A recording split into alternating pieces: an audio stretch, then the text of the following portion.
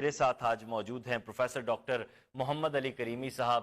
اللہ تعالیٰ نے ان کے سینے کو جس طرح علم کی روشنی سے منور کیا ہے اور ان کی زبان میں جو تاثیر رکھی ہے، سبحان اللہ، یہ نہیں کہ میں ان کے قریب بیٹھا ہوں، نہیں، میں نے اہل علم کی محافل میں ہمیشہ بیٹھنا اپنے لیے سعادت سمجھا ہے، اور میرے لیے یہ بڑی سعادت ہے کہ ڈاکٹر محمد علی کریمی صاحب سے جب بھی ملاقات ہوئی، بے شک مختصر ملاقاتیں، بہت کچھ سیکھنے کو ملا۔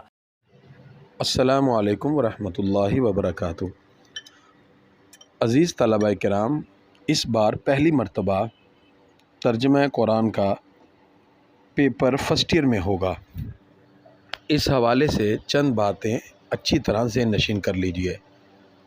آپ کا پیپر 50 نمبر کا ہے، جس میں آپ کے 10 MCQs ہیں، اور اسی طرح آپ کے 8 شارٹ کوشچن ہیں، جس میں سے آپ نے 5 کرنے ہیں، اور ہر ایک 2 نمبر کا ہے، اور آپ کے عربی الفاظ 8 آئیں گے، جس میں سے آپ نے 5 کرنے ہیں، اور ہر ایک 1 نمبر کا ہے۔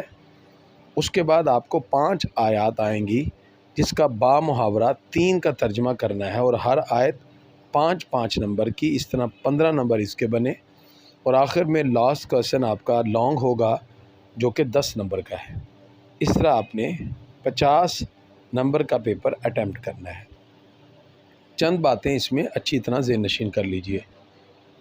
آپ سے جو ڈیفینیشن شارٹ کوشچن میں پوچھی جائے، اس میں کنسیپچول اور اپنی طرف سے اضافی نہ لکھیں۔ مثلا آپ سے مجادلہ، اگر آپ سے مباہلہ کے حوالے سے پوچھا جائے تو صرف مباہلہ کی تعریف لکھیں، کسی اور ڈیفینیشن کی طرف نہ جائیں۔ اسی طرح اگر کوئی تاریخی واقعہ پوچھا جاتا ہے تو اس کو ہسٹوریکل جہاں تک ہم نے پڑھا ہے اسی تک اس میں شامل کریں۔ اگر آپ سے آیت الکرسی کی فضیلت پوچھی جائے تو پھر ایک ہی فضیلت ایک حدیث سے بیان کی جا سکتی ہے۔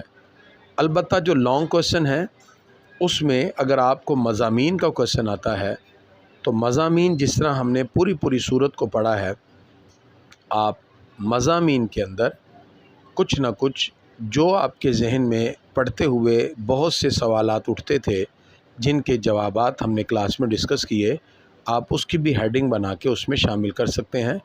لیکن شرط ہے کہ سورہ البقرہ کے مضامین میں سورہ البقرہ کے ہوں، اور سورہ آل عمران میں اس کے مضامین ہوں، اور سورہ انفال اور توبہ کا بھی اسی طرح خیال رکھا جائے۔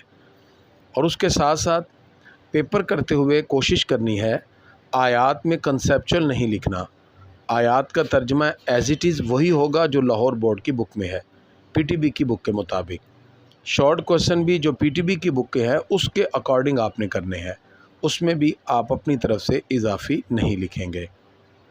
اور جو عربی الفاظ ہیں، اس کے اندر خاص طور پر احتیاط کرنی ہے۔ جیسے یقیمون، تو وہ قائم کرتے ہیں، اگر اس میں آپ نے لکھ دیا قائم کرتے ہیں تو یہ غلط ہے۔ اسی طرح باقی بھی الفاظ میں کوشش کریں جو عربی الفاظ ہیں اس کو ایز اٹ از یاد کر کے لکھیں۔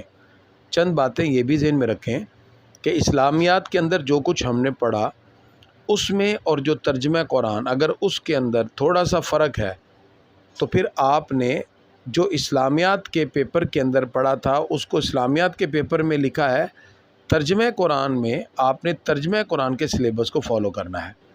جیسے اسلامیات میں منافقین کی اقسام آپ نے پڑھی 3 ہیں، لیکن ترجمہ قرآن کے اندر جہاں آپ نے آیت نمبر 8 سے لے کر 20 تک جو منافقین کے بارے میں امثلہ اللہ نے ذکر کی، تو اگر آپ کو یہ آتا ہے کویشچن تو آپ نے اس کے مطابق لکھنا ہے۔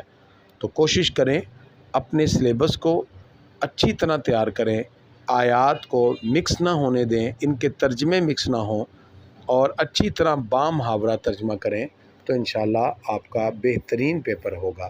صاف لکھیں۔ لانگ کویشچن کے اندر لازمی آخر میں حاصل کلام لکھیں، شروع میں افتتاحیہ اور ایبسٹریکٹ بنائیں، اور اسی طرح شارٹ کویشچن میں جہاں جہاں آپ سے تفصیل پوچھی جائے تو اس کی وضاحت کریں، وگرنہ اس کو مختصر ہی رہنے دیں۔